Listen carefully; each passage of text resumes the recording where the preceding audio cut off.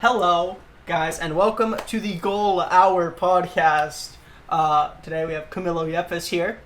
We have Jared Johnston, and we have special guest Reece Kaplan. Woo! Yay! Yeah, guys, famous Reece Kaplan here. He just hit that. And today we're going to be talking about not the Super League. We're going to be talking about Ligue, Premier League, La Liga, Serie A, and I'm forgetting one because it's the Bundesliga, and the Bundesliga is not competitive. Unfortunately. But got got a lot in store for sure. Of course, the League One is in a very tight race. For our guest host here, we've got an esteemed Division 4 USL League 2 commentator alongside us, a USL League 2 producer, and a USL League 2 commentator, and myself. We're glad to give you all this European football content, and if you're familiar with the U.S. football pyramid, then good for you, because then you know what we were just talking about there. But what do you guys want to get started with? What do you guys want to get started with? I mean, so much stuff to do. The Prem. The Prem, yeah? Leicester bottled today. We are recording this on May 18th, 2021. And Leicester City lost 2-1 to Chelsea after conceding the first two goals. Senior man Kelechi Iheanacho got that goal around the 75th minute, I want to say. It was somewhere around there. I was watching. Yeah, I mean, he's just always clutch. He's getting me huge fantasy points. But it's the real world. And Leicester need to clinch. I mean, what did you see from that game since you watched it, Camilo? I watched the last 30 minutes. I wasn't focusing on it, but I could see Leicester did not look as good as they did the other day during the final. I think it might just be complacency due to them being like, we already won a trophy. We don't really have anything to fight for right now. But they are forgetting they have Champions League to fight for. So, I mean... Well, yeah, at the same time, when you're looking at the Leicester side that won that game against Chelsea, basically sitting off the ball, playing on the counter, and making sure they could at least take their chances. I don't know what was coming of this game, but the implications in the table are huge, considering that Liverpool has a game in hand and they're 3 points back, +1 at 21 in the goals differential, but Leicester's at 20. That's difficult. I mean, Reece, what do you see for teams that are kind of creeping up into the table, looking at teams like Liverpool? I mean, Spurs might be out of it. I feel like Liverpool's the only one with a fighting chance to toss Leicester over, but what's your outlook for, I guess, our final match day, which would be in a few days on this Sunday? I mean, it's three teams for two spots. There's not much more than that. It's razor thin, and hopefully Leicester doesn't bust.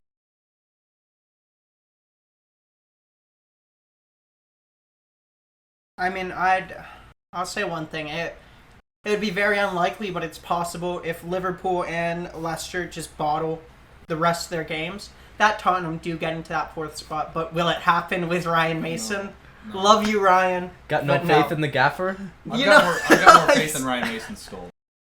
Big friend of Harry Kane, Academy product. Respect to Ryan Mason. Respect. Respect. Ryan Mason has won his first game. Youngest Premier League manager to win a game. So respect. He's no Northern Irish gaffer like Brendan Rodgers. This is true. He's no Brendan Rodgers. He's no Jose Mourinho. Unfortunately. And should I go on my rant now, or? I mean, yeah, this has been kind of a ritual of a Spurs rant. So Reece, you can do whatever you want with it. Should he go for it now? I think you should go for it. All right. Yeah. My name is Daniel Levy, and I have decided we're 6 days from a final. We've had a 15-year trophy drought, and I've decided let's sack the serial winner Jose Mourinho. Even though in 6 days we're gonna have a cup final, let's just sack him because it would be so much easier for me to fire him now than later. This idiot says, I guess I'm gonna sack this dude and I'm gonna put a super inexperienced manager in control of the team right before a cup final. I mean, I don't want to explode right now because I don't want to ruin it for right now, but like, you're an idiot, Daniel Levy. Get out, leave, please. I like the pun there. He told him to leave, and he calls himself a Daniel Levy. Yeah. I mean, the Chrome Dome can't really do anything else with it, but there's nothing inside of it really when you think of what possesses this man to make decisions. I mean, really, I mean, you could make the argument as a devil's advocate that Jose really hadn't been successful. You look at his stint with Manchester United. Granted, the group that he had there, he got them to second, but gets up and then goes on a steady decline. If you look at really Spurs, he didn't get enough time. His second stint with Chelsea, he was able to get stuff done. I mean, it's kind of tough to see and like gauge his progress, considering the fact that if you compare him to kind of his perennial competitor in Pep Guardiola, he's a guy that's always gone for big money moves, always had that budget, with the exception of Bayern Munich that always likes to develop internally. Went to Man City and he's oil money beyond belief, obviously. So for Jose to take on the Spurs challenge was something he put himself in a position knowing that he wasn't going to have as much funding, but if he did the impossible, he'd probably be solidified as one of the greatest managers of all time. I mean, he already is, right? But maybe one of the upper echelon guys to be above the Sir them all. Alex Ferguson. Sure. But, I mean, what Levy did to at least not extend that, or his chances rather, and just to cut it short, I don't really know what the thought process was. I really don't know why, because you're in it for the long haul, really, when you think about stuff like that. But either way, it's Spurs that are just lost, and their identity's been lost ever since that season. Poch, I want to say he got down all the way to like 14th or something crazy like that, if I'm not mistaken. With Harry Kane leaving, the future for Spurs seems very questionable. Yeah, my name's Hurricane, but like, honestly, yeah. But where would he go though? That Do begs I the put this in question. baseball terms for people? Oh, considering we do have American viewers, absolutely. All right. So what's a constantly underachieving team in baseball? The Los Angeles Angels, Mike Trout. They have Shohei Ohtani. They had Albert Pujols until he just like quit on them. Yeah, he's the next Bartolo Colon. This would be like the Angels were finally getting close to winning their division possibly, and they just fired Joe Madden. That's what it is. Joe Madden, football coach. Former Rays coach. Former Rays coach and Cubs coach. John Madden. The legend. No, that's the football guy. That's the American football. Yeah. No, John Madden with Madden with an O. Madden with an E is the. All right, what are we? This is a football soccer podcast. Yeah. Well, I said I put it in baseball. Yeah, I like that. Yeah. But I mean, Spurs are over. But the one thing I'll say about Harry Kane leaving is, you close the door on one Harry Kane, you open it up for two more Harry Kanes. See, I completely disagree with that. Because if you're a star player, if you're a young guy that they're gonna try to usher in with their shoestring budget, Erling Haaland's not possible. But say they look to a guy like you like to float around every single podcast, Luis Diaz from Porto. Like, I mean, what makes you want to go to Spurs besides the challenge itself? But if you look at a team like Leicester, for example, ownership's a huge part of your experience as a player and how you go about negotiating contracts, just your relationship with the gaffer and things like that. Like, if you look at Leicester and their owner after they won the FA Cup, they were elated to celebrate with him. They've had basically an instant connection in that respect. And if you think about Daniel Levy and the innit group, I mean, what's there? In absence of a lot of things, you look at Cranky and Arsenal, not going to make Europe because of that. I mean, obviously a lot more things going wrong in the Arsenal front office as well.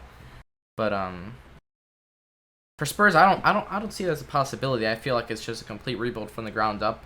And if you want a philosophy to take on, it's something that Barcelona's kind of strayed away from, is their academy talents that develop something in your youth programs that you've really heavily invested in, including the new stadium and practice facilities. That's what I think they need to do. I think they need to be in it for the long haul and be patient with it as well. Obviously, their main problem and the reason they're trying to win now is because they need to pay off their stadium. But business, right?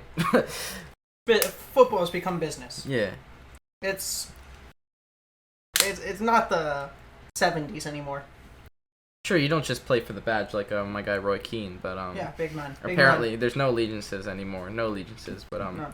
If we're moving on to other teams, I mean, do we want to discuss any teams in the Prem? I mean, I got one. I feel like the relegation battle is kind of like already set in stone. Yeah. Well, the champion Man City's already clinched, and Manchester United's going to keep that spot. We've already gone through kind of the Champions League portion. I mean, I guess if you want to look at something, it's do you see West Ham? Do you see Everton? Do you see Spurs continue to fall? And who gets those Europa League / maybe Europa Conference spots if that's in effect? I'm not completely sure about that. That West Ham fall from Champions League was, for me, when I was looking at the table, I said, wow, that was quick. That was 2 or 3 games. Mm-hmm. They go from Champions League to bottom of Europa League qualifications. And that was, for me at least, like in my opinion, that was big for David Moyes. That was big for him as a manager. Him being able to actually qualify for Champions League. Oh, that would have no doubt it would have been his biggest achievement of his career. You look at him being very successful at Arsenal, going to Man United and failing. Getting to Europe would have been basically a crown on his career, but you saw one of the main things that hurt them really was losing Declan Rice. Mark Noble had to step in at the ripe age of 39 years old, and that doesn't help them at all. So Mikel Antonio, as they're not really a natural striker playing up front, really battling through hamstring injuries as well. But either way, I mean, it's them battling. It's Don Carlo Ancelotti with his Everton squad battling. I think Spurs falls back and maybe secures a 5th or 6th spot. But in the end, Reece, if you've kept up with those teams, I mean, I've kept up watching West Ham just because I want to see them make Champions League. Not gonna happen. But what's your forecast for the Europa League, if anything? Look, man, all I know is Lingardinho. Oh, Lingard. yes. But with Declan Rice going down and then immediately kind of falling out, I think that might help Declan Rice. He's trying to transfer to a bigger club, and all of a sudden his impact's gone and the club starts to fail. That could speak volumes of how valuable he is. Well, yeah, also, I mean, when Mark Noble's not in the squad, he's been the captain, he's been given the armband.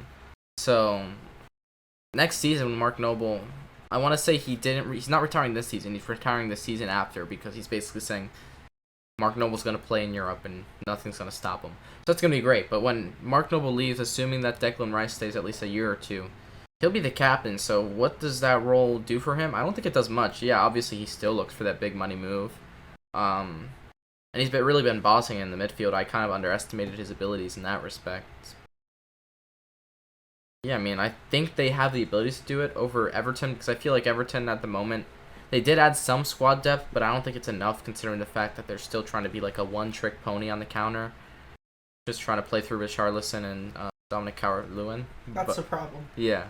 They don't have enough looks. It's just the same. They're just kind of drive. It's like when you have a problem, maybe like the screw doesn't fit the hole, for lack of a better term, and you keep kind of trying to force it into something that won't actually fit. I mean, we've all been there. Yeah. Yeah. Yeah. Absolutely. Yeah. No, but I think also it's they don't have any security in the back. They had security in the back in the beginning of the season.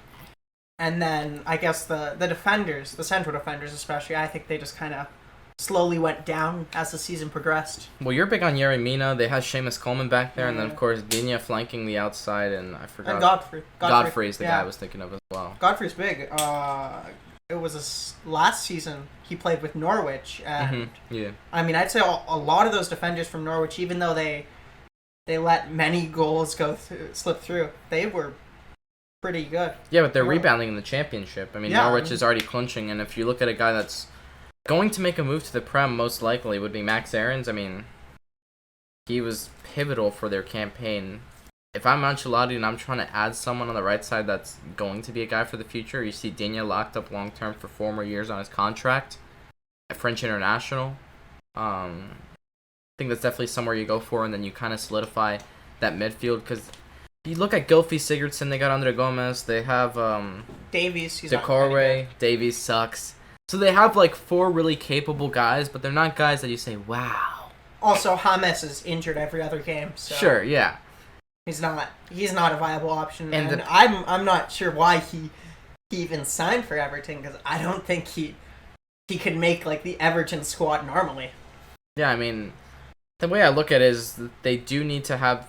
First off, they need to get into Europe and get those funds from qualification and advancing through the rounds so that they can bolster bolster their finances so that they can invest in contracts and transfer budgets and things like that. But either way, they're a team that probably has a chance to slip in with Spurs, and if West Ham do continue to fall, it would be unfortunate to see. But they could ultimately fall out of Europe after having the chance of going from 18th to European stardom at London Stadium in West London. I feel like that's pretty much all we got for the Prem. Oh, I got one more.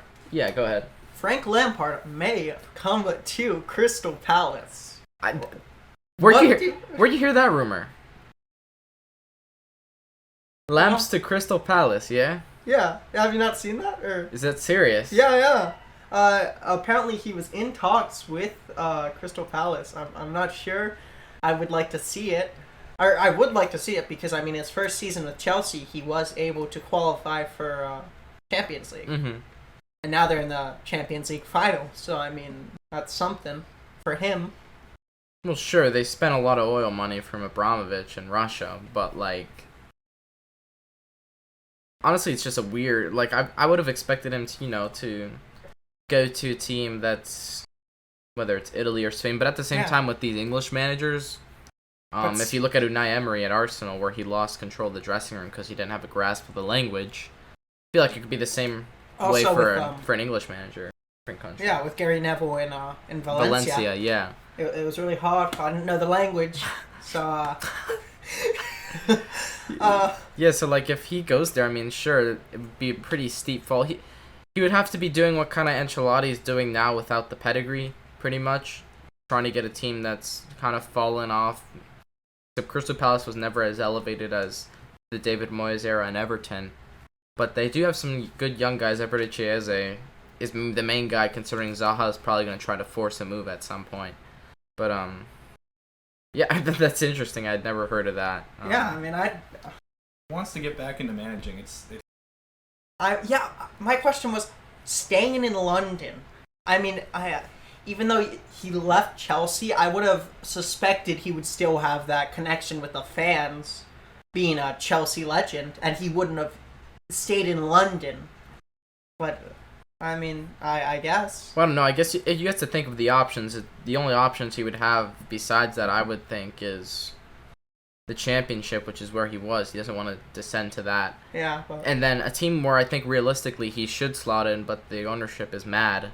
Newcastle with Steve Bruce barely finishing above the relegation zone. St. James Park has like 55,000 seat capacity. Like, they're a team that should be finishing at the top mid-table, like maybe 7th or 10th. And they've really fallen off the past couple years. And Steve Bruce is a guy that's come into the squad with a background for success and have made them play the most boring football I've ever seen. Really just backwards tempo. I mean, more boring than Steve Bruce. Or not Steve Bruce, I'm sorry, yeah. Sean Dyche. Yeah, I mean, but Sean Dyche, he's no business having Burnley where he has it right now, whereas Newcastle should be further above the table. So I would think that's a job that they should have Frank Lampard entertain, but it's not going to happen because apparently they're going to keep Steve Bruce no matter what the results are. But yeah, that's pretty much all I got for the Prem. I mean, yeah. Let's get to the Legume. Yeah, I was gonna toss it over. Yeah. Legume. Yeah, I mean, there were people from our school in Tampa, Florida, that did not know what a legume was because they did not know that beans did not already come in a can. They thought that they kind of just spawned in a can instead of growing out of the ground or corn. But we are American. Sprouting. Yeah, I mean, that's true. Yeah, do we look American? Any viewers from Europe, you might have a predisposed idea that we might be a little bit girthier. Yeah. But got the Andy Reid down. Yeah, if you know Andy Reid, look up a picture of Andy Reid, Kansas City Chiefs head coach. But yeah, I feel like we do a pretty good job with ourselves, making sure we can extend our lives and not die at the age of 50. But moving on, yeah, talked about Legumes. And if you are French in Europe, you might figure out it's the Ligue Uber Eats. It's crazy. It's crazy what's going on in Liga. Timothy Weah. Thank you. All I'm saying is looking at Lille at Besiktas legend Burak Yilmaz. Oh. He's carrying him. What I want to see for Lille, if I guess I shouldn't jinx it at all, if they get to have a presentation for silverware, I'd like to see the president of Liberia, George Weah, come and celebrate with his son. Ooh. President of Liberia, and AC Milan, I want to say he's an AC Milan player as well. So, that would be cool. But what would also be cool is seeing PSG fail to win for the first time in however many years. I know Juventus' count because I'm big on seeing them. It's actually, I think only 3. 3 for PSG? AS Monaco interrupted it. But as far as how many they've won in the past 7-10 years, it's been pretty dominant. It's the thing with football nowadays. You bring the money to a team, and they're just going to dominate the league. Yeah, but for Lille, it felt like they came out of nowhere. I have no idea how that happened. I knew they had some good players. Jose Font. With Leon, they Jose just Font kind in of the fell. back, This season, at least. Leon fell to Europa League, was it? Yeah, No? and Memphis Depay is trying to force a move to Barcelona now. I mean, if I were Memphis Depay, I would stay where he is because last time he moved somewhere that wasn't Lille, he kind of flopped. If I were Depay, I'd go to Italy. I mean, I'd look at a guy like Romelu Lukaku, Alexis Sanchez, Ashley Young, all in the same team. That's not really a good quantifier because it doesn't really represent the entire league, just Antonio Conte, but kind of a good development league as far as all the new age tactics coming in. But back to Liga. They just have to win. They have to. Yeah. They can't choke. I think everyone's rooting for them. It's the same when you looked at AS Monaco, except Monaco was a team where you looked at all the players that they had in the lineup and said, wow, this team could go They far. had Kylian Mbappe. They had Radamel Falcao. They had... That's all I know. Oh, I wanted to... Wissam, the FIFA Wissam Ben Yedder. Yeah, Ben Yedder. I wanted to give a Yedder. huge shout out That's to starting World Cup final goalkeeper, the Croatian Daniel Subasic, who played in net. Fabinho also played as a pivot. And Bernardo Carvalho Silva in Manchester City, class player, also played there. So they were loaded. Oh, can't forget the guy who plays for the Portuguese national team in England. João Moutinho for Wolves also played in that squad. So they had like a ton of players. And then you look at this Lille squad and you're like, okay, well, we know Tim Weah because we're American, right? But like...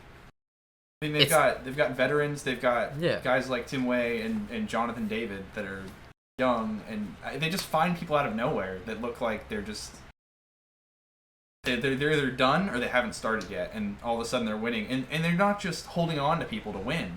They sold Nicola Pepe for seeding him out to Arsenal for Arsenal still being terrible. They sold Victor Osimhen to Napoli for I think like 70 million. I can't even keep track of the currencies, honestly. Yeah. This is the American problem. I mean, I just see pounds, euros. I'll just say, oh yeah, dollars. But 20 quid, yeah. it makes a massive difference. But just many dollars, and I mean they're bringing in a ton of money, and they're still winning. It's miraculous. They're almost doing what Monaco has done for so many years, but better. Yeah. I mean, I'm not sure. Is it management? While holding smaller name players, it's really impressive what they've done in this. You were talking about Jose Font. I believe he's a Portuguese international, correct? Yeah, I remember him playing FIFA.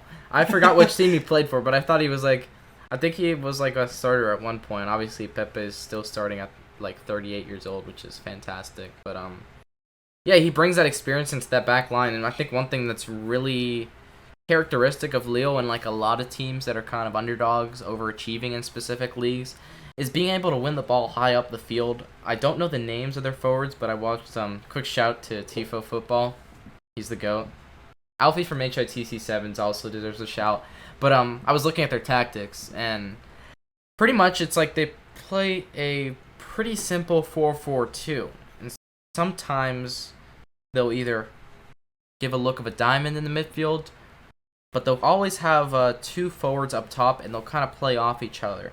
And the biggest thing for Lille to try to score goals is to win the ball back high up the pitch. So they're taking that chance to be countered over the top, but at the same time, he's giving me the lineups here, which is honestly fantastic. So we're looking at Lille, and like I said, they do have a 4-4-2. And pretty much, they'll try to get as high up to the field as possible, get the ball from the goal kick, force it to the center backs, and then have their forwards show to the outside backs, and then have the second forward kind of drop off into the midfield, try to anticipate a pass, and then everyone shifts pressure into that half space outside, try to create the overload, and then they counter in possession.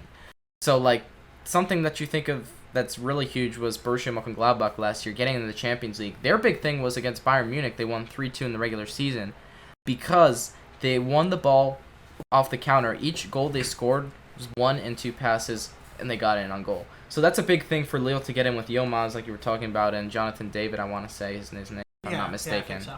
See, I just randomly remember that. I don't know why. But, The yeah. commentator's curse. That's what I call it. Simply is. And then there's Mike Magnan, a future French number 1, considering he could have the edge over Ilon Meslier in Leeds. We don't know yet, but I they do doubt have it. they do have some quality play. I rate Ilon Meslier considering he's been forced to make so many saves with Marcelo Bielsa's kind of murder ball. Yeah. But yeah, I mean, I could see him. Sorry, I could see him Yeah. start in France for a year or two until Meslier really becomes the French number 1. yeah. Because I mean, at such a young age, how are you gonna start for like a team that's gonna finish 10th or 11th in the Premier League? Yeah, I mean, but going back to Leo, I guess that was a quick explainer. Again, if you want like a visual representation, just Tifo football, Lille tactics. He's fantastic, but We'll put it in the description if we remember. yeah, if we remember. But if you look at, I mean, Monaco's- PSG, I guess. Monaco, I don't. Let me see Think. the Ligue standings. Yeah, I don't. It's actually crazy when you look at what PSG has. I mean, and up front you have Neymar, Mbappe, Di Maria. Icardi, Di Maria. Am I forgetting someone? Mm. And the amount of money they have up front is crazy. And it's just like look at these. Look who's in 6th is Lens. Their logo looks like it was designed by it was painted by someone in the Middle Ages. Mm-hmm. These Cape teams. Metz is the same thing. Saint Etienne, they were like a big club at some point, like from a small town. Angers. Look at the teams. Ligue 1 has no depth. I mean, it's football You don't heritage. need, but this is what Lille and Monaco do. You don't necessarily need Neymar, Icardi, and Di Maria to go up and destroy everyone. You just need to consistently beat the crappy teams, and you can beat PSG with all the big money that chokes sometimes. Mm-hmm. If I'm honest, you could compare it to La Liga. The bottom 6-8 teams of La Liga are championship standard. Mm-hmm. Like, you if you have to consistently beat those teams if you want a grasp at the title. Yeah. I mean, you look at Atletico in La Liga, who was, I believe they just fell out of first place because they couldn't get those easy victories. They lost 2-1 to Getafe after getting a red card, I want to say. They also lost another time to, I want to say, Deportivo Alaves as well. So, like, things like that. But, you guys are okay with switching it. I'm getting the La Liga standings up. La Liga. After La Liga. La Liga's been an absolute crazy fest at the top. Barcelona has blown the last 3 games. They had 2 draws and a loss. They've only won 1 out of their last 5, and they would be leading the league. And Messi's been trying to carry them on his back, but they've been so god-awful that they still can't win. They're completely out of the chance to win the title, and it's just Atletico and Real. Atletico with 83 points, Real with 81. Last game of the season left. Atletico having 3 goals in hand. Never ever did I think Celta Vigo would destroy Barcelona's chances at a La Liga title. Spanish Yeah. international, Iago Aspas. Let's go. I mean, the Colombian defender, I forgot his last name. It might be Sanchez, I'm not sure. And not that one.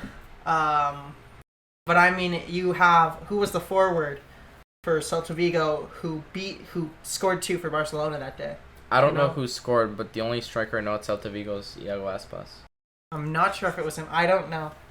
It's just so sad with Barcelona. I mean, they were such a great team for so long, and it's just you hope with Koeman they can come back. But when you have so many flop transfers, with Coutinho most notably paying some obscene fee to have him score 2 against you in an 8-2 romping to knock you out of the Champions League, you have Griezmann, who's been mediocre at best, and then Dembele, who can't score for his life. And let's also talk about I know what you could have bought with that money. I mean, there's squads worth that money. Good squads worth that money. And that's what's killing them. And you sell a goal scorer like Luis Suarez for 7 million he's euros. going to win Atletico the title unless they lose. Because he's 33. Because he's 33, you sell him, and then you decide, let me buy Sergio Aguero next year when he's out of contract. This is a quick disclaimer for all of our viewers / listeners. Camilo's Colombian, so he's always... Our first episode, he stated that he hates the Uruguayan national team due to some of the things that they've done to his Colombian side. Is that Edison Cavani goal? But, like, I mean, you think about that, the respect you have for a striker that's one of the best of his generation, and Luis Suarez. Yeah, I mean, you got to give him credit, right? Yeah, like, I credit the man, but also he bites people. But keep him on your squad if you want to win a La Liga title. Mm-hmm. Maybe they taste good. Yeah. I honestly... Have you ever tried? Yeah. You know, I haven't. I want to try sheep brain. Interesting. Haggis. Yeah. Haggis, I've tried haggis, You ever and had that is the, wonderful. I went to Scotland, and speaking of Scotland, Rangers are fantastic. Invincible. Let me just talk about Invincible. Mhm. They're invincible. And I want to congratulate Slippy G. Slippy G. I want to congratulate Alfredo Moreles. And I want to congratulate all of the referees who had to deal with that man. Yeah, I mean, let's think about it. I mean, we look at Celtic, who's been dethroned after how many seasons straight? I want to say more than 10. I don't know. Yeah. But Camilo just recently got 2 new dogs named Otto and Pedro. And they were crying earlier a little bit, so I told them that if I'm Celtic Scott Brown, that's probably what he's sounds like right now after losing the title. In his season where he was retiring, he lost his last game. 2 Rangers, I want to say. So, I mean, not great for him, but because basically Rangers already had it bottled up and ready to go. But yeah. And calling back to Luis Suarez biting people, Otto and Pedro, I think they would get along. Yeah. Maybe they're Uruguayan. You just don't know. yeah, like they were biting my shoelaces when I came in. I was like, my dogs only like food, so I felt like they were a little bit smart. I don't know about Otto and Pedro. Maybe I'm just they're being a little demeaning. Maybe they're just, they still got a lot to learn. Watch your mouth. They got a lot to learn They're in this puppies. big world, They're right? Puppies. Yeah. I still can't. It's really hard to talk about just how sad it is with Messi at Barcelona. They haven't won since they played Villarreal. They lost to Celta Vigo. They drew Levante. They drew with Atletico. They beat Valencia by 1 and then lost to Granada. And with the exception of the game that they drew 0-0 with Atletico, Messi has scored in all of those games. I mean, And they won once. all I'm gonna say, if I were Gerard Piqué, I would either retire or hand in that transfer, like, what is it? Transfer listing or whatever. We know what I'm talking about. It's in FIFA. It's in FIFA. Asking for a transfer, yeah. Transfer request. Transfer request. Yeah, I mean, just a synonym, right? Yeah. So, I mean, it's not looking good for the Barcelona squad, and they have talent. Oh, absolutely. They have, like, all those folks we were talking about. Those are talented players. Ansu Fati's been injured, so. And Dembele has been injured, right? He's always injured. I think he's been playing recently, but it's rough go for them. But you can't say they're totally done. They're never done. Yeah, They're still Barcelona. These players are fragile, and they have. When you have players like Conrad de la Fuente in your Barcelona 2 squad, I mean, like, there's no in 2010 this man wouldn't have even sniffed your youth academy. I feel like. Got Serginho Dest on the top team though. Mm-hmm. I mean, USA. But sort of. Is he like Serginho Dest? I mean, it's a little bit of a gift that he's playing for the United States. He's definitely got claims to some other countries. Yeah. Okay, he's no Yunus Musa with 3 different countries. But Yunus Musa did say, "I will play for the U.S." He got his first cap a couple weeks ago, I want to say. Yeah, but he could still switch. Yeah. But he said he wouldn't. Pinky promise. He pinky promised. So I'm trusting you, Yunus. I'm trusting you. Yeah, and in a time where we've had a lot of teams dominate. Juventus for years and years, and now Inter's dethroned them. La Liga was really just Real Madrid and Barcelona for however many years. Atletico's got a chance to take. Lille might take over League One. We might have a change up. Are we massacring this boy? No. Charge it. Oh! You want me to charge the phone? I thought we were gonna decapitate Jack. Yeah, when this goes on audio, we are wrapping around a charger. This is actually the first edition of the Goal Hour podcast, where we are in person, if we didn't mention it earlier, which we did not. But, I mean, it's fairly obvious. Yeah. I mean, if you go to our YouTube channel, you'll see the video of us. Yeah. And instead of being using our audio software, which is very advanced, of course, that we use to record stuff, we're right here in the humble abode of Dnipro Yepes. And yeah, it's just really fantastic to get back, have some time to get where we're going with coverage just before a lot of the seasons are winding down. But yeah, I mean, La Liga's going crazy. I mean, do you want to bridge it into something? I was going to bridge into something I think you would like. Tell me first. Whisper it. Tell me with your eyes. Oh, big man, senior man, Daryl Dike. Come on, Daryl Dike, score some goals for Barnsley. We go wild, wild, wild. We go wild, wild, wild. It's just like his third rendition. First it was Wilfred Boney, then it was Kelechi and Iheanacho, and now we were going to the championship with Daryl Dike and Barnsley in a championship playoff, and you're pretty familiar with that. I was watching it the other day against Swansea. They did not score, but they lost 0-1 on away goals. They still have another game to go, and if Daryl Dike scores 2 goals, or if, all the other Barnsley players score some goals, they need 2 goals to go to that final. Yeah, we're being so American, we're just going to say that Daryl Dike has to score both goals, and no one else is playing on him with the team. No. Yeah. Same thing with Chelsea. They don't have, No. But, I mean, do we want to talk about the other playoff battle, or do we want to... Let's give a little shout to it. Right. Bournemouth, I believe, beat... What was the team? It wasn't Wigan. It was... Not Brentford? I think it was Brentford. Yeah, it was Brentford. They beat them, I think, 3-2 or 2-1. Mm-hmm. I'm not sure, but that's big for Bournemouth, being that they just went down. I wouldn't be surprised if all 3 teams that got relegated last season get promoted this season. Big Jeff things, right? Big Jeff things. Big Jefferson Lerma, and you also had a Watford player, Carlos Sanchez, help Watford get up, get back up, just for the season though. But big team. Love Watford. Love you, Watford. I mean, I guess I want to go back to Barnsley real quick and talking about being vehemently American. I guess that's a pretty good bridge into the MLS, considering I did a project in Syracuse University about the MLS and its single entity system. But I mean, it kind of relates to the fact that Daryl Dike is contracted by the MLS. When Barnsley had to negotiate a loan, they weren't negotiating with Orlando City. They were negotiating with the MLS to secure his rights, because all the players' contracts are funneled through this cash pool.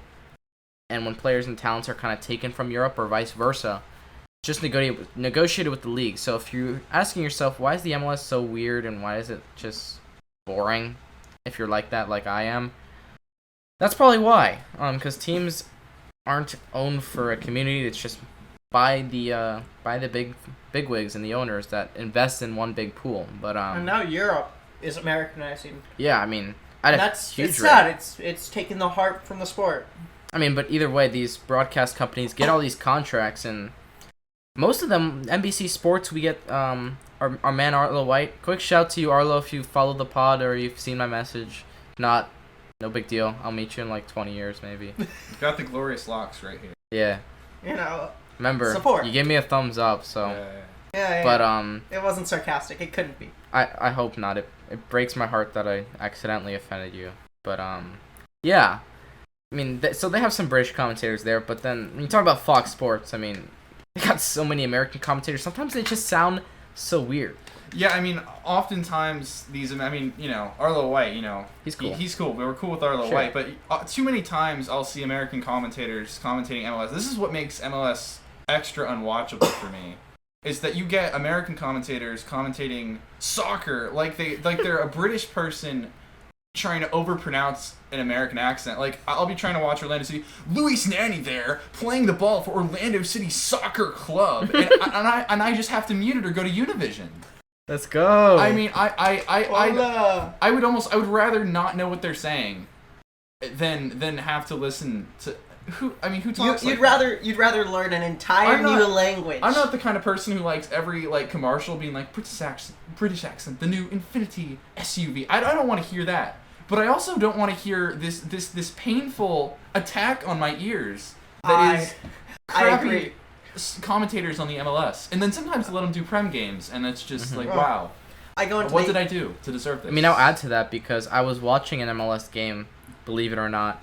I was watching the Bruins versus Capitals game, and the MLS game was kind of switched off in between in Syracuse while we were watching it. And there was an American commentator. It was the New York Red Bulls versus Philadelphia Union. But the thing is, the Red Bulls commentator was in New Jersey, so they were using the hockey commentator who's contracted for MLS games.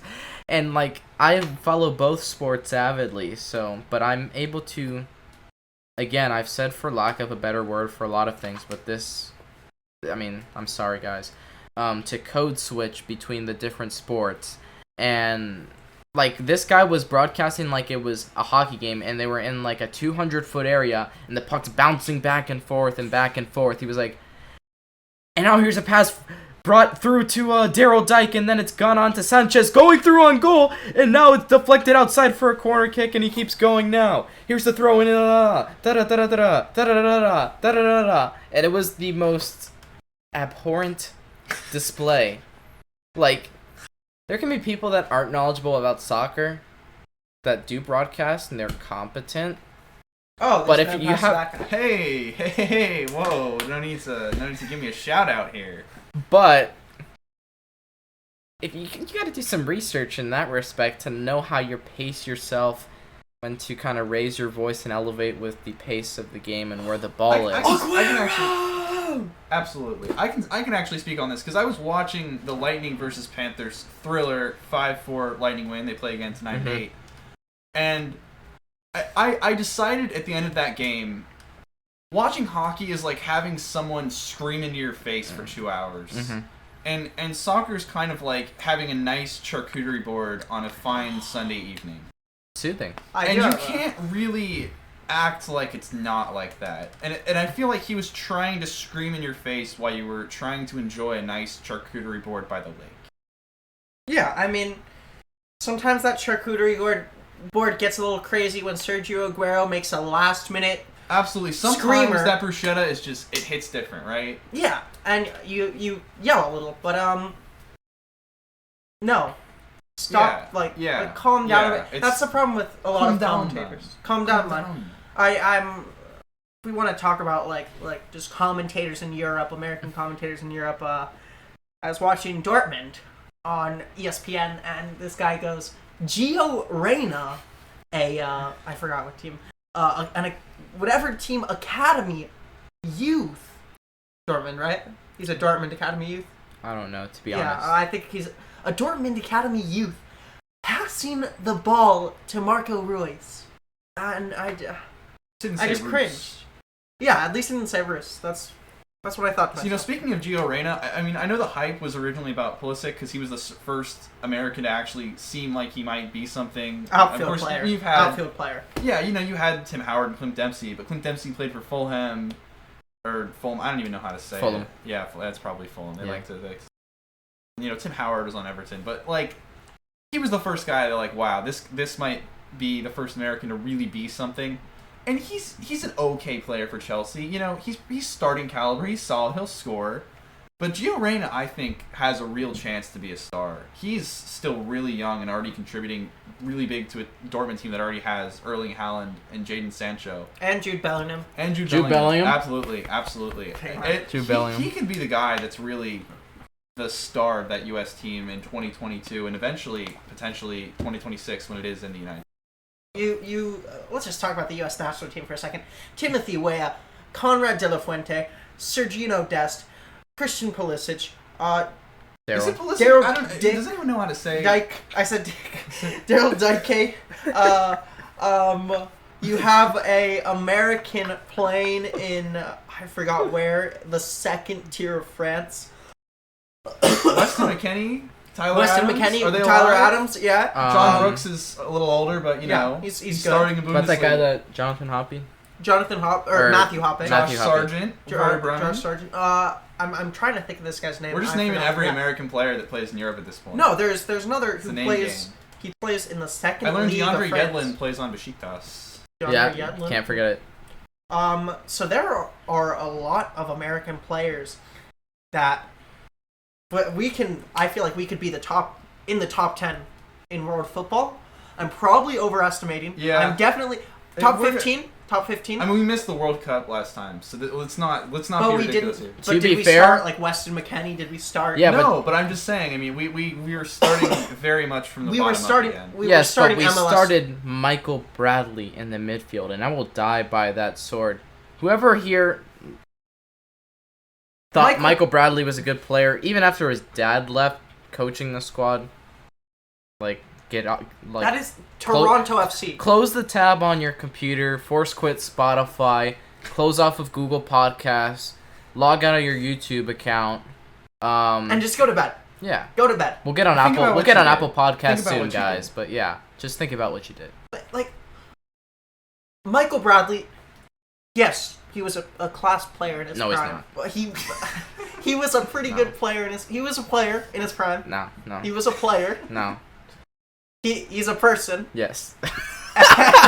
Yes, Michael Bradley is a person. No, all respect to you, You Michael know Bradley. why I Thank hate you Michael- for your- I hate Michael Bradley because I played exactly like him. I never made the risky pass. I never made that connecting pass. I always just played it behind me and to the side He's of me. a- Never made a threatening play in my life. He's a Harry Winks, Tom Davies Yes. type player. Yes. And that is something you don't want Mhm. on your team unless Unless you It's- need another body. there. unless it's the last 10 minutes and you're super good midfield player just got injured and you have you're 3 ahead. Then yeah, put on Michael Bradley. Yeah, be safe. If you want to park the bus, put on Michael Bradley. But Absolutely. don't put him on when you're like a young American team trying to qualify for the biggest competition in football. I mean, is that all we got for American national team? Absolutely. I want to. Giacchini, that was the name. Oh yeah. Oh, I was gonna Giacchini. say real quick. If we're gonna just go with Americans, then move on to something else. Quick shout out to Jesse Marsh. I'm getting the RB Leipzig job. Kudos to him. Now we can go to. I think we haven't touched on Serie A, which I think there's a pretty big Yeah, story. huge. Juventus This Huge. is might Serie A get king. might get stuck in Europa League. Yes. You know, I'm sorry for Weston McKennie, but as far as like intrigue, and they won 9 straight Scudetti. I don't even know. Scudettos. Hey, Scudettos, but I think the plural of Scudetti. Cadettis. Potato, Potatoes. potato. At least- Potato. I say for Weston Louis McKennie, Stanny. at least he's not playing on Schalke right now. They're Yeah, getting that's relegated. absolutely. That is much better. But I mean, are we going to see Cristiano Ronaldo play in the Europa League, or is he I leaving? want to- Is he leaving if they are No, in the Europa I League, or is don't- he leaving either way? I want to watch a Cristiano Ronaldo versus a Roberto Firmino Europa League final. That Or would be- I'd like to. It was a few years ago, many years ago. There was I forgot what team it was. From like a smaller country, a country that barely ever qualifies for Champions League. Like any of their clubs qualify for Champions League. In They Europa were in League? the final. Europa League. Yeah, in Europa League. Well, it's not a club that wasn't not in a big country, but there was a club in a population 20,000, stadium capacity 5,000 in Eibar, Spain. I want to say they got pretty far in European competition, if I'm not mistaken. But there was another one that I'm thinking of. They were from Europa League. They were in the final. I think they lost to the Europa League kings, Sevilla. Oh, that's tough.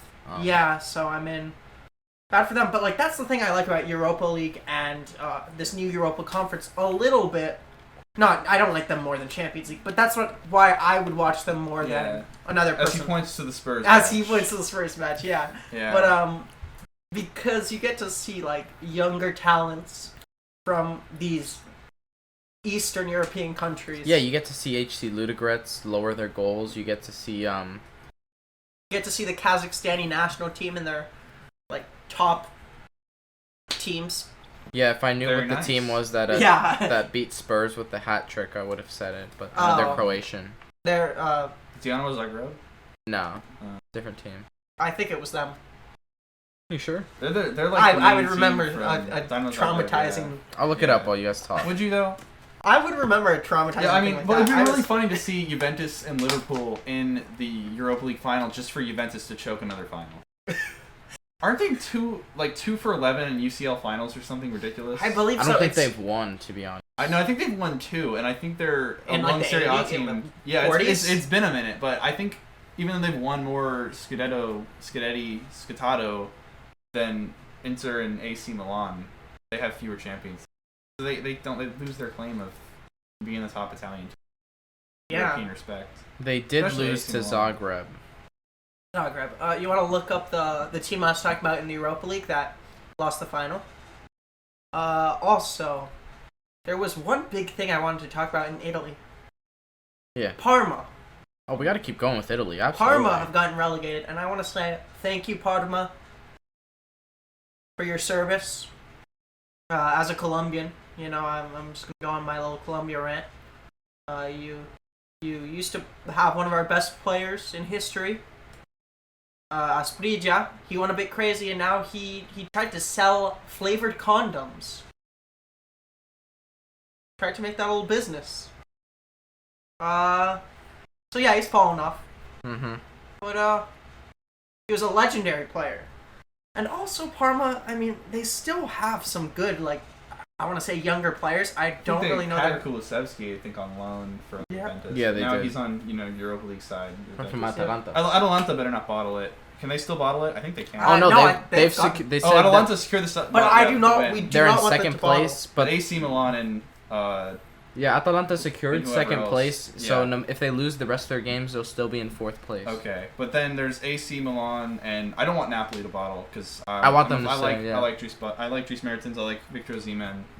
Not please up. My favorite guy on Napoli is Lorenzo Insigne. Insigne, Short just kings, because he's sir. like I like their short kings. Yeah. they Is gave he- him a mascot, like what do they call the kids that walk out with them? Oh on yeah, the, yeah. And they purposely selected the tallest one, and it was as tall as him as a 10-year-old. It was so And you have Insigne. Osimhen. Is his name? Yeah, Osimhen, Yeah, Osimhen. the Nigerian legend. Yeah, he's. I think that guy's He's gonna be like he's a, scored a a big bunch of man. goals lately. They He's senior man. Senior man. Yeah, I mean, I think Is he senior man? senior man. who? Osimhen. Victor Osimhen? Probably. Yeah. I don't know if he plays for the Super Eagles or not. Oh, From from Ukraine. Yeah, Ukrainian. Dnipro Dnipropetrovsk. That's Jared, could you edit that name up to the screen? That's way too many consonants. Yeah. It'll be like up here. Yeah. Oh, yeah. He's just gonna show them. Dnipro Dnipropetrovsk. It's not focusing now. Yeah, if we have any Ukrainian. Oh, you gotta. Oh, here we go. We're getting a Text message. Oh. Twitch update. But Mm. you can see it. Yeah. in Twitch Warsaw. update from your favorite. Gold birdie. Gold birdie. You know? Gold birdie. Make sure to get into the sub Discord. Oh yeah. Or follower Discord. I don't know. Is Uh, it focused on us? It's not unfocused. It will That's be. Okay. It'll get Yeah, there. yeah, it'll Just get give there, it a it'll little get there. time. Yeah. So It's no, still not Serie A focused. is wrapping up, It's still and not focused, man. It's fine. It's It's fine. not focused. Serie A is finally it's wrapping there up, we go. and I have to do it with like studio cameras, so yeah. and I mean, it's exciting. It's exciting. Even though Inter's finally won, Inter have already won. Inter? It's exciting. Inter. Inter. Inter gonna play against leading MLS goal scorer Landon Donovan. Or we could do a BR Football Champions joke. Donovan.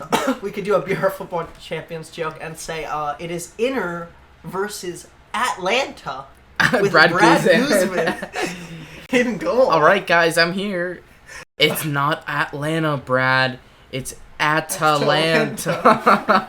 No, but Atlanta are. To be fair, though, Atlanta United have a 6 stadium. Oh, and they yeah. sell it out. I actually went to an Atlanta United game a couple of years ago, and it sold out. They have. It's sold out. They Fun sold fact. out the Falcon Stadium. I got a very fun fact for you guys. And I got to we got good seats, and I actually got to see Paul Pogba's brother. Big Florentin? Yeah. Nice. So, actually, the most attended football game in the world after the pandemic has been in Atlanta. I forgot what team. I think it was against Montreal. Yeah, Montreal. Yeah, Montreal that's Montreal. CF, not Club- Montreal Impact. Club de Foot. So that was pretty big. Sounds like clubfoot. Clubfoot, yeah. Well, I mean, isn't that what football is? Clubfoot. I think it's like a disease. Yeah. Oh yeah. Yeah, I actually had to look it up. Yeah, So it's a I thing. want to There's apologize. an NHL I'm sorry. goaltender did I want that. to apologize to anybody with a clubfoot. Yes. You'll get through it. Can look up, but there's an NHL goaltender that made his debut a couple of weeks ago. Has clubfoot, so look up that story. Yeah. If you need some inspiration. Use the legend Thatcher Demko. Yeah. We were doing our were you in that fantasy hockey league? Oh, yeah, I we, remember. we DM'd Thatcher Demko, got a response. 3 or 4 years later, he was tearing it up in the playoffs against the Knights. We were ahead of our time. He's doing absolutely. fantastic. Just like me with Kelechi and Iheanacho. I'll give you credit, Camilo. I was like, okay. This guy's crazy. You can go back to the first or second episode when Kelechi and Iheanacho wasn't playing, and I was like, well, Jamie Vardy gets out with the hernia. They lose some results, right? And you think, well, Leicester can't just put this one guy up front and expect him to score all the goals. At this rate, Jamie Vardy has, with Kelechi and Iheanacho, has lightened the load a lot, and they've been able to play off each other tremendously well. And when Jamie was the one guy up front, it was really tough for them to create when Harvey Barnes went down, out for the season with, like, he has some knee complications they haven't specified. But, yeah, you're right about that toss as well. I mean, and speaking on toss, I'll go back to Atlanta, not Atlanta, Brad Guzan. But you were going to talk about Atalanta and get back into the Serie A. And Oh yeah. when I hear Atalanta, I think of. well, he thinks of Luis Muriel and Duvan Zapata, the Colombian internationals. Hola, parce. Vamos, panita, hombre. I just think of every other player, like Pierluigi Golini is a Golini. rapper. I just think Italy. of Ilicic getting cheated on by his wife. Was that confirmed? I thought it was like a It was story, rumored, like, but it it was could have. last Yeah, year. it was rumored Yo. during the Champions Yeah. League. Let's talk about one thing. Yeah, Infidelity. Go. Get out of here. Get out of here. It's pretty crazy what Atalanta's been able to do. I mean, Papu Gomez left for Sevilla and they're still second. It's Oh, just- yeah. Still second, I mean. Everyone on that team is just trying to score. There's no It's for the a, system. for a basketball reference. They're the Milwaukee Bucks without Giannis Antetokounmpo, but just as good. Mhm. It's miraculous. There's no real star in that team, and they just have an onslaught of goals. It's insane. Yeah, I was telling Camilo that their big player that needed to step up when Papu Gomez left was Mateo Pessina, who was slotted in Yeah. last year. And when I saw him, I don't remember where he went on loan to. He was on loan with Hellas Verona. The first year they got promoted, they finished in like 8th place or something like that. And he was on loan there. They were like, all right, you're pretty good. Let's recall you. Papu Gomez wants to leave. They bring him Pessina. He's like 20, 21 years old. He's slotting into the Azzurri national team now. But his big thing for him was he's playing the same position as Papu Gomez. He does like to drop off into the spaces, trying to find the ball instead of letting it meet him. And also really good in pressing as well. Obviously, he's younger than Papu, so he does have that endurance to play a full 90. But his biggest thing was he's a really good playmaker, makes really good passes, crosses, things like that. But he needed to improve his finishing. He still does in that respect. But he's pretty much been fantastic in that role. He's been one of the most crucial pieces to coming in. And another guy that's been... Oh, wait, I want to interrupt you for a second. Yeah, go ahead. Let's take 5 after this little spiel, Jared. Oh, alright. Yeah, I'm going to continue going. We're going to order some food, but I'll just continue going with Atalanta. I could talk for like 10 minutes if you want me to. But No, yeah, I'll it's get fine. I'll get through a full Atalanta team breakdown here. Here, One of their we'll main... take a break. We'll take a Yeah, break. we're gonna take a break. Let me get this one guy in. No. No, seriously, one more guy. Yeah. Most underrated player in the top 5 leagues. Joachim Mele, the Danish international, outside back for Atalanta. Transferred in. Hans Hatzbauer was injured. Played in the Champions League. Played for them for most of the duration of the season. And he's been fantastic. Making those runs, those inverted runs through the midfield and trying to get crosses into Duvan and other players. And also just great in transition on defense as well. For me, if you look at Joachim Mele and you see him playing for Atalanta, he was also one of the key pieces with Pessina to come in and make sure they stayed in the right position to continue getting their Champions League qualification. They have many more players I could talk about, but I mean, it's great for Bergamo. It's great for that team to continue succeeding. I mean, gotta love it, right? Yeah, I mean, they're a big team, or you could say they're a small club. Child, I need to eat. Yeah, so we're gonna play a nice little soundtrack. We'll see when you get back. Newport County have taken League 2 by storm. Yeah, so if you didn't get the message, we're back from eating. By eating, we mean we just ordering ordered food. Yeah, we ordered food. Yeah, but that's all you need to know. So Camilo wanted to talk about Newport County. Just for reference, we pretty much got through almost everything. The only thing we didn't really preview was the Champions League final itself. We went through And Bundesliga. We went through all the draws, all the different leagues. So we're gonna call this little portion to finish off this episode selected segments, pretty much. You're forgetting something. Bundesliga. Yeah, we'll get to that. Oh, sorry, I interrupted you. The Bundesliga will be one of these selected subjects we'll start out with. Again, Jared Johnston with Camilo Yepes and special guest host Reece Kaplan. Am I really hosting that? I'm just here, towering above you. Pretty much an analyst, but yes, he is towering above us. Is he mimic God? The crappy MLS commentators. I mean, if we want to start with that instead of Bundesliga, we might as well.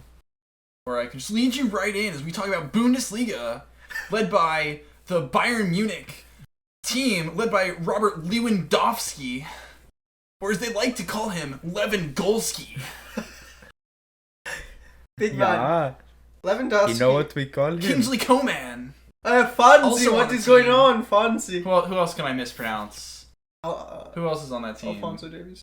Alfonso Davies. That's a pretty American name, though. Yeah, I mean, it's Oh, Leon Goretzka. Leon Goretzka. Did he move to PSV? No, Goretzka. Leon Goretzka. Or am I thinking of someone else? No, that moved to Goretzka's PSV? still with No, Goretzka is like Bayern.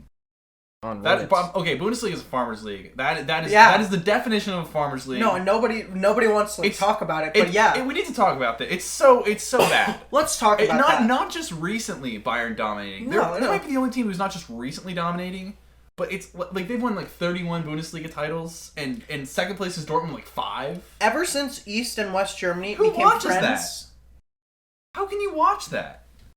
I mean, like I like watching Dortmund. I'm glad they won DFB Pokal. I think we could bring that up. Mm-hmm. You know, they got something with the Haaland and Sancho duo. And maybe the they'll leave, midfield- maybe they won't. they're Jude the Bellingham, midfield children. Gio Reyna. Jude Bellingham. Yeah. I mean, the age on that team is crazy.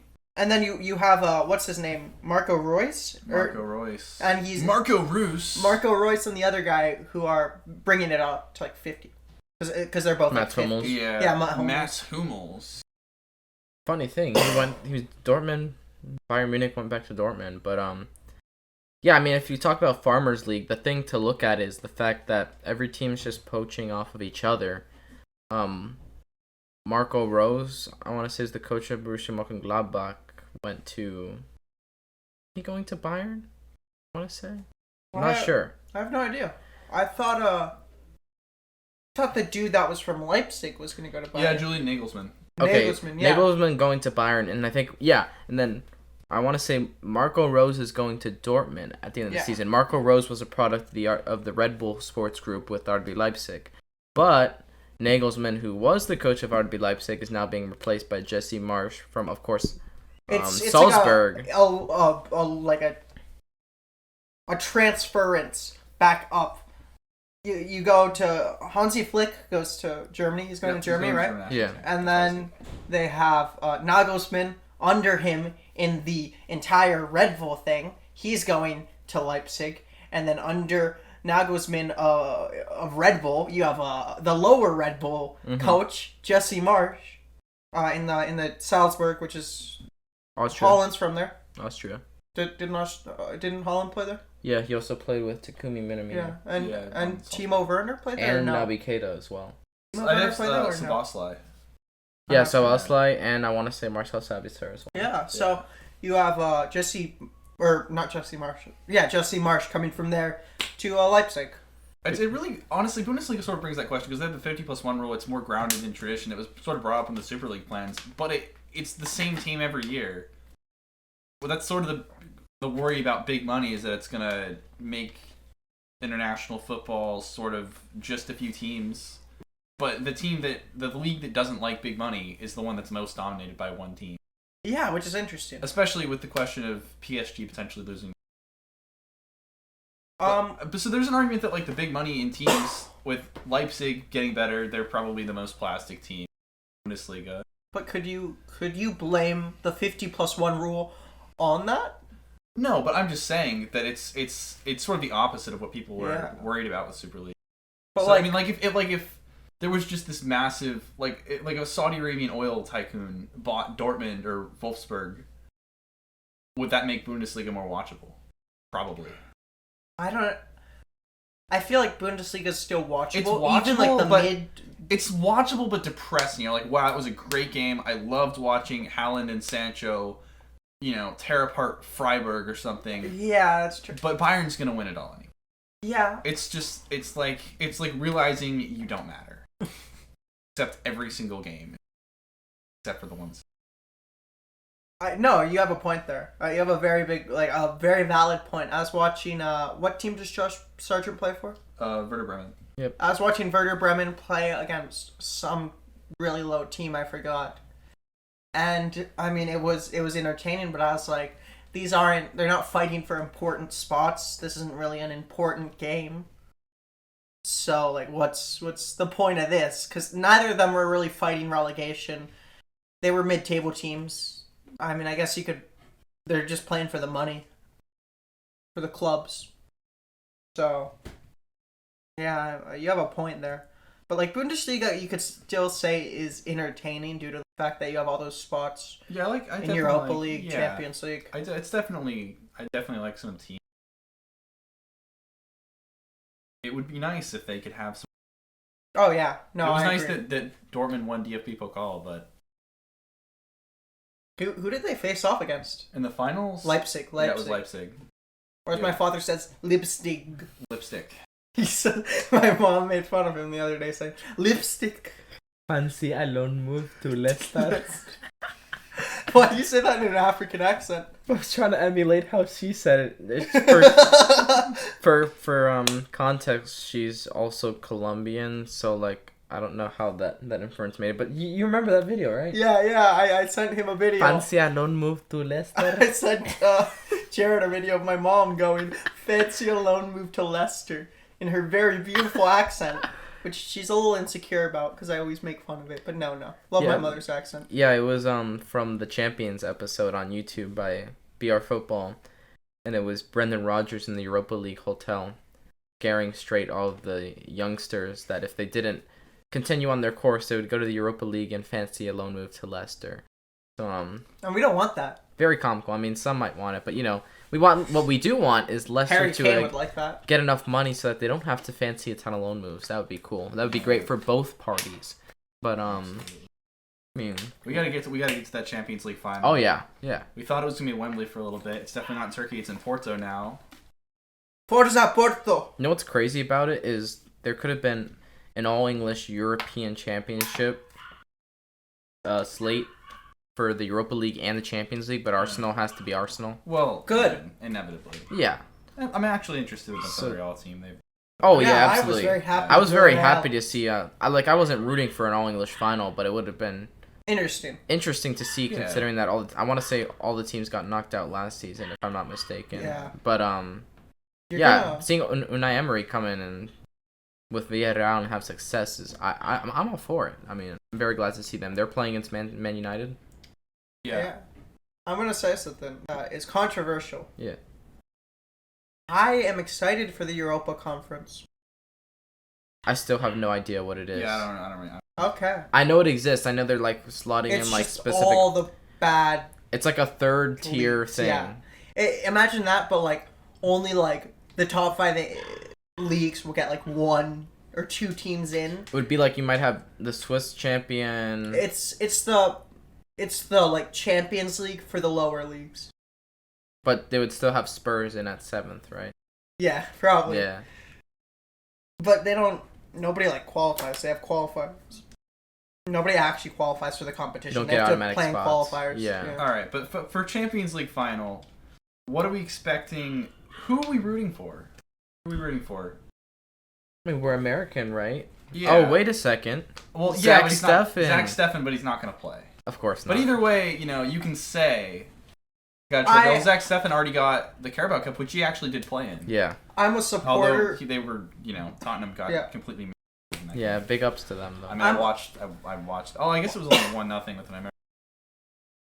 Who should not have played the game, but okay. Fun he fact shouldn't about have been there because he did like 3 yellow card worthy fouls, but we wouldn't have won it either way if he got the yellow card or not. Bias.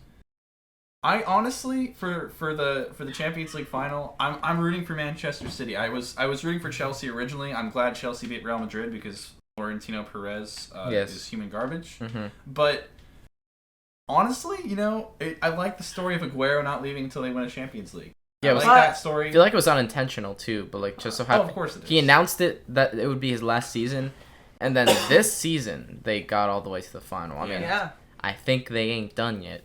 I'll say something. They're certainly the favorites. They're certainly better, but you can't say that they're the only plastic team with Abramovich. Oh, sure. It's still an oil. No, game. It's oil. It's just where the oil is coming from. Yeah. But also, Oil War Part 2. For my opinion, I'm in a bad position because I'm a supporter of another London club. But I'd probably prefer Chelsea for 3 reasons. Man City broke our cup final hopes, so I hate Man City. Didn't the Spurs? Well, yeah, but I'm gonna project onto Man City and say it was them who did that. Also, imagine the scenes of a Chelsea team going to 2 finals in the same season and they lose both. Imagine just how tragic that would be for the players. I do want to say that I believe Chelsea had a chance at an international quadruple, but now they only have a chance at a double, I believe. Oh, wow. They can get the Champions League. Cup? Well, not that. Did the League Cup already happen? I know that we're definitely lost the FA Cup. Obviously, they lost the FA Cup. They could have won the FA Cup. They could have won, or they were in 3 finals if you count the quarterfinals, was it, or the semifinals of the FA Cup. And if they were to lose all 3, that would just be tragic for them, I guess. So it was an international triple. Yeah. City had the chance at a quadruple. Yeah, they could still get double. A double. Mm-hmm. Treble. I think the trouble because they got the League Cup, they got the Prem, and they can get the Champions League. Yeah, so they got the carrot. Yeah, the carrot. I'd prefer Chelsea because Man City getting a treble. I hate that. As much as I like Conte though, the Chelsea team they're not that good. They're just not that good of a team. Yeah, but 2012 Chelsea had no business being there. Yeah, against a Barcelona side. True. I mean, and you look at Tuchel with what he's done with this side. But you had Didier Drogba. Did they have Hazard at that point? Honestly, no. I don't go back. I don't think so. 2013? 2012. No, I don't think so. I think that was 4-5 years ago. I don't think they had Hazard because they were starting Fernando Torres up front. They were playing. Who's the guy I always remember with weird hair? They had. Well, with the glasses? Something weird on his head, Peter Cech. Number 16 in the midfield from Portugal. I won't remember. And so, I mean, you look at that team playing like they did. I mean, Tuchel's done a lot tactically to change what Frank Lampard had with his oil money. I mean, my opinion can go either way. I just think Man City has the firepower to just put it on top. Man City, it's actually crazy because, I don't want anyone to transfer there unless maybe a striker, but if you look at their defense, which was their problem last year, obviously have Ederson in goal. Now they've got the starting of Kyle Walker, Ruben Dias, John Stones, and then potentially João Cancelo, but it can also be Zinchenko. But let's call it Zinchenko since I think he's more like a typical left back. You can replace that with João Cancelo right back, Nathan Ake center back, Aymeric Laporte center back, and Benjamin Mendy. That's a top tier. Benjamin Mendy. That's still a top tier defensive line. That's completely backups on Manchester City. Yeah, Benjamin Mendy averages. If they buy another winger, I'm gonna cry. Yeah, Ben Mendy averages a trophy every 8 games he plays. Yeah. Cough drops, you know. I've been coughing up a storm. I see. Not sure. Not really sure. But yeah, Well, I mean, you are, choking maybe. Spurs. He's wearing a Spurs Wow. jersey right now. Again, for our listeners, for audio. Audio But, listeners. Yeah, I mean, Champions League could go either way. Let's just go rapid fire with some score predictions, just off the dome. 5-2. 5-2 who? I want it to be Chelsea City. I think you had the Premier League game between Chelsea and Man City. It was 2-1 Chelsea. I think this one's going to be 2-1. Who gets the game-winning goal? Game winner. We would like it to be Aguero, but I watched Aguero against Chelsea, and I've never. It was so painful. He missed a tap in that Sterling bailed him out on, and then he had probably the worst penalty I've ever seen. Mm-hmm. Yeah. I've taken better penalties. I've taken better penalties, and I have not played one game of competitive organized soccer in my life. Yeah, I'd go 2-1 or 3-1 City. Yeah. I just think Phil Foden, I didn't really rate him until I watched him play. Kind of similar with Jude Bellingham. I didn't know who he was, but now he's world class. Will be world class. City just has too much going there, but So many top tier players and so much depth. It's just, And they don't. their only weakness maybe is striker, and they still have Gabriel Jesus. And Honestly, if they go out and get Haaland, no. You're done. He's done. Or Kane. I think they're gonna get either Haaland or Kane. Ah. They're gonna get one of them. If Kane goes, Kane won't go to United no matter what they're rumoring. if Kane were They're to go, still not good enough with Kane, in my opinion. United should go after Sanchez.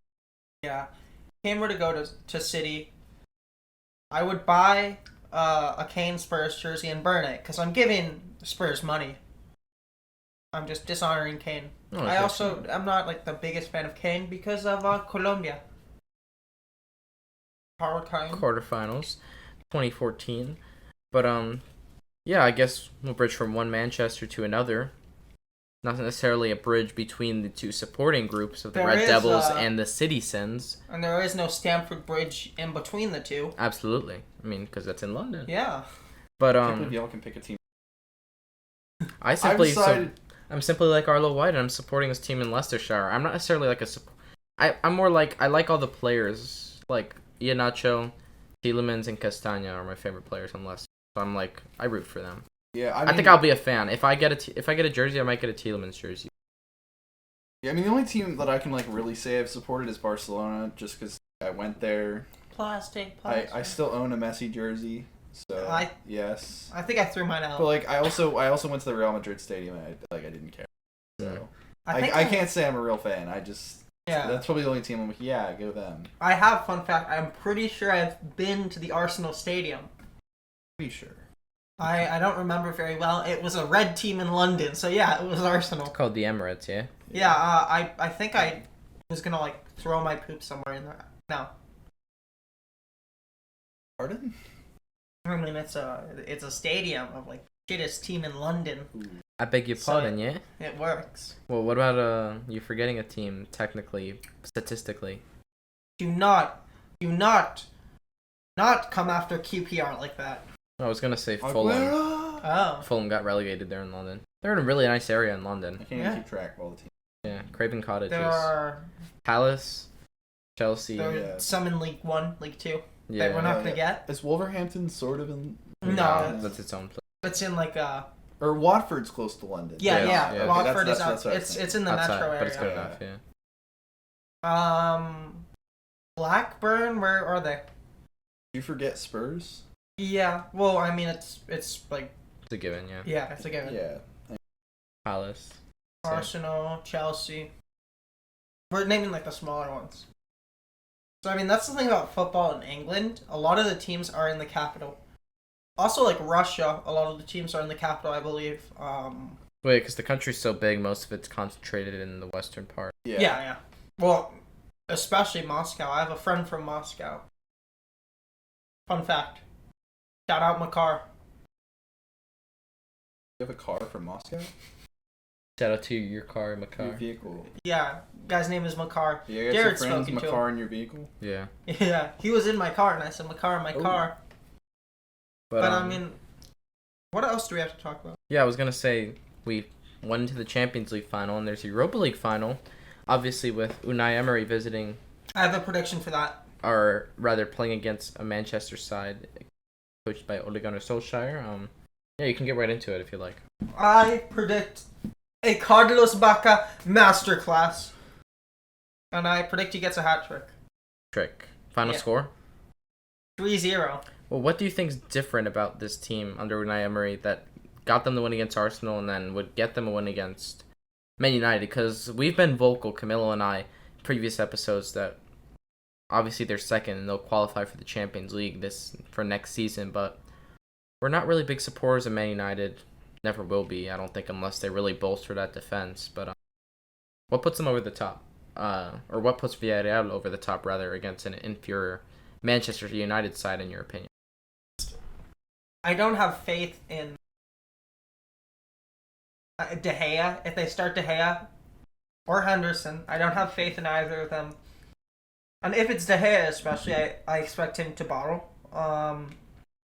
Phil Jones, if Phil Jones were to play, I mean, okay, let's just talk about Man United's depth. Well, Phil Jones hasn't played in months. But let's talk about their depth. Who do they have in center back? They got Victor Lindelof, Maguire, Bailly, and Phil Jones. But they've rotated between the first three. So I mean, like, are those aren't? Well, we've secret never of been big players, on them. but- They got the $80 million price tag on Oh, Maguire. The you know the meme where it's like Tom and Jerry got Tom is like a brick. That's Harry Maguire. The big fridge. You could just make. Yeah. Everyone calls him a fridge too. Slabhead He like is. that. I mean, Yeah. He's like- got the mobility of a fridge. Like, he has the physicality, but he doesn't have the mentality. the thing I also hate is like he can't jump. Like I personally can't jump either, so I get it. Well, But like he gets half of his fouls in the box in the game on the offensive side is him clutching. There's If you a watch a reason he can't Manchester jump. United game next season, watch Harry Maguire in the box, and I guarantee you he will get called back for a foul for putting his hands on the opposing player's shoulders to jump over their head. So if he's a center back, that's his only job when the ball's an aerial threat, to head that ball out over someone. Jared, And in transition, he sucks running back. He gets torn apart by players that can really use their pace and just outclass him in that respect. he gets torn apart by players half his age. Simply maybe true. I don't But think there are any 15-year-olds playing in the Prem. someday there could be a Harvey Elliott from Liverpool, but yeah, I mean, I'm just obviously Camilo's not big on him. I personally think that Henderson. Well, I think De Gea should start over Henderson, but I don't think it's De Gea's fault. I still blame everything on the defense. That's just Yeah. my opinion. And They with have- that being said, I think that obviously Villarreal is the underdog, but They have bright spots. yeah. They But I have want bright to see them spots. push through, and I think tactically they can do that as long as they hold the ball. If Villarreal can try to control the ball, that's what Manchester United wants, because they like to play on the counterattack. But we saw what Leicester did against Manchester United in I want to say 2-1 or 3-1 victory. When they were against Chelsea, they lost 80-20 on possession, but they were 70-30 against Man United. So I mean, the way to control that is if you have the ball and they're giving you the ball, take your chances with it, because you'll get plenty. And I want to see them succeed. But what about you, Reece? yeah, Man United is just a weird team to me. They are so historically great, and they never. You look at that squad, and they spend a ton of money, but they're never great. They have a lot of good players that can start, and like, oh yeah, they're pretty good, but like, the two center backs of Maguire and Lindelof, like that's not great. That's not Diaz and Stones level. That's John not whatever Stones. Tuchel's doing at Chelsea level, arguably. Mm-hmm. It's certainly not a healthy Liverpool level by any stretch of the imagination. And you look at their front players, It's Marcus Spurs Rashford. standard. Yeah, you look at Marcus Rashford, a good player. Martial, was potentially a star, but he's not a terrible player, but he's okay. Cavani is a guy they've got. He's been great for them, but he's not like great. That's why I think they have to go after a Sancho or maybe a Haaland to get that star player that's going to take them. And I think Bruno Fernandes is like the first guy in a while that's really has star potential. And they've lacked that top level. They have Luke Shaw. We do have to give him a shout. He's been very important to them. Well, AWB as well on the right side. Yeah, absolutely. But they always think they're a transfer or two away. They're a whole just team becoming a team of stars instead of a team. Second place, that's pretty good, and every game was a Maybe if they took some players from City's bench, they would be... If they just merged with Spurs, those are two teams that are like, they're good, but you don't see them ever really going anywhere. If they just came together, maybe they'd be level of the Ligue. Tottenham United. Yeah, fun fact about teams that are named United besides American teams, because American teams just copy the English teams without no respect for history. By the way, Save the Crew. I don't understand everyone. Yeah, Montreal Impact's fine. Impact's kind of a weird. The Quebecois really don't like it though. They want the Impact still. But go ahead. I just like the Crew's a cool name. Yeah. And remember, their original logo was an army man. I think. I want to say it was like a firefighter or something. Yeah, because there was like a fire or something. Yeah. Was that Chicago Fire? Or was that? That's also the Chicago Fire. They had a big fire and they named it after the thing that killed people in their city. There's really an argument of like MLS teams. They're weird. How do you balance the MLS between like a more European game but in an American market? Because there's a regular season and a playoffs. There's no relegation. The New Orleans Hurricane. But all the teams now want to be SC, FC, United, City. Montreal. Using SC makes it makes everything voided because like you gotta pick football club or you gotta pick soccer club. You gotta pick one or the other. Yeah. That's why Inter Miami. We don't Inter Miami's. Yeah, it's fine. I saw a sign by Inter. Milan. Yeah, they're going to have to change it soon, but they do use they use CF like Real Madrid. But why? Why are they getting sued for that? I don't know how you can trademark international. Yeah. But International Football Club. Also because it's in Spanish technically, not Italian. Yeah. It's not Internacional. But Manchester United was formed by the fusion of two teams, so that's the historical union between two teams creates a United. It's like a marriage. A Sheffield United, a Manchester United, and so like American United. Yeah, American teams just pick DC United, just pick random names for it. They don't sound bad at all per se, but like they're trying to sound adult-like, but they're children in suits. Yeah. Yes. That's very good. That's accurate. Yeah. Like Orlando City should be the Orlando Lions, Orlando City Lions, or at least they're trying to have like a mascot. It's what's an American. It's what you do. I think Orlando City is fine, but then they put like FC or SC or something. Yeah. But you'll have Salford City. Well, Salford City is owned by Gary Neville. Also has Salford City FC on it, but I just think like. That's fine as long as they make it consistent. Like Nashville SC, like what's the why? I say that they embrace the Americanism. I think that absolutely. Yeah, do mascots. I think they should embrace the Americanism I think I have it backwards. They should embrace the Americanism in the names, but eventually when everything stabilizes, shift to a European system but create American branding. Yeah, you could have a promotion relegation, but you need like. It's going to take a while because all these teams that have invested and paid their way into the MLS are going to have to get their money back before we can talk about that kind of thing. Hey, you know what's crazy and about I'm definitely not biased because I want the Rowdies to be... Oh, we want the Rowdies... Oh, yeah. Come on, Lucky! We want Absolutely. Lucky! They're better than the bottom third of the MLS. And that's a way better name than Orlando City. The Rowdies. Don't call them Tampa SC, Tampa Bay FC. Yeah, you want to see a great St. stadium? Petersburg United. Go to the Rowdies Stadium on the water. Absolutely. It was on national television a few days ago. Not biased at all, but yeah, like it's not gonna fall. Forgot what I was gonna say about other MLS teams. Oh yeah, this is very important.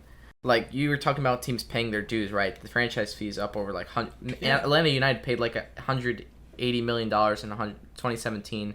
The new teams that come in have probably paid upwards of like $200 to $250 million just to have a brand, put their name in a city. And David Beckham's team, Inter Miami, it's actually a clause of his contract in, I want to say 2007, which actually created the designated player rule, and it also gave him a chance to sign an expansion franchise for $25 million. When Inter Miami came into the league, David Beckham did not pay an astronomical fee. He paid $25 million. So that's like a part of the reasoning. Like, that's not his fault, right? He's just taking what's given to him. But, like, you see that, and then maybe you see even a Columbus Crew expansion team that paid nowhere near the levels that these new teams are coming in and having to invest as a stamp of approval, really, and put those funds in the league. But I think that's the biggest transition for them, is how they can transition this funding into individual clubs versus the unitary system they have, and also being able to develop soccer organically, or football, however we put it, so that these teams can have their own academy products rather than really kind of scrappling for players everywhere. And it's fighting against itself, too, because as it gets bigger, the fees get higher, so teams want to stay together, but as it gets bigger, you sort of get the stabilization, and you won't get, you know, the Miami Fusion going defunct playing in Fort Lauderdale. Tampa Bay Mutiny, you don't have that with the legend. Chivas, with USA. the legend. El Pibe. Carlos Valderrama! El Pibe. But, like, now you might actually get USL Championship teams that are actually getting fans, and you can actually depend on, your second tier of teams not going under, whereas 10, 20 years ago you couldn't depend. Las Vegas casinos, where are they? I think there's the Las Vegas Lights. Yeah, they're Las Vegas Lights. Oh, I thought it was Las Vegas Casino or something. Yeah. You should suggest the name. Okay. No, but I know there's a Vegas Aces WNBA team. Oh crap, the Lightning are gonna start. Yeah. We gotta go watch some. We gotta go watch some ice soccer. Ice soccer. Yeah, if you guys aren't familiar with ice hockey, it's the 5th most popular sport here in America, but... Whoa. I'd say 4th, honestly. I think it still had soccer. I believe technically it's 4th or 5th, It's but... one of the most popular in the world. It still close. is, yeah. Yeah. But, just because no one else watches America. We really ran the bases through most of the content that we had to get through. Really, this last segment was just more of a free fall into the MLS. Obviously, we kind of really touched upon it with Camilo and I. Really dove into it more, so it's really nice to give you guys a little bit of that dose of coverage. We got into the Ligue 1, Serie A, the European Champions competitions, whether it was Champions League or the Europa League. Got into the Prem, and it was really just a great episode. Lots of great tidbits. We got another Spurs rant from Camilo, and not a very good one. Not a very good one in this fact. I mean, it's all because of the negative news for Spurs and everything. But got to extend our special thank you to Daniel Levy and our special guest, who is a host / analyst, bringing in his insight, Reece Kaplan. Actually, before we go, I think I have to do the American commentator announcing Real Madrid's 2 center backs and goalkeeper, Raphael Varane, Sergio Ramos, and Thibaut Courtois. Well, that's. I think they get Thibaut right though. Maybe. Nobody knows say how to Courtois. say it. They'd say Courtois. Yeah. Courtois. Thibaut Courtois. I bet in high school they were all like, "Hey, Courtois." They would mess up Raphael Varane though. But yeah, it's a great sending off for us. Again, thanks to Camilo Yepes and myself, and everyone's walking off screen, and I will walk off after I end this. Really, just thank you for joining us so much for episode 4 of the Goal Hour. Again, I'm Jared Johnston alongside Camilo Yepes and special guest Reece Kaplan.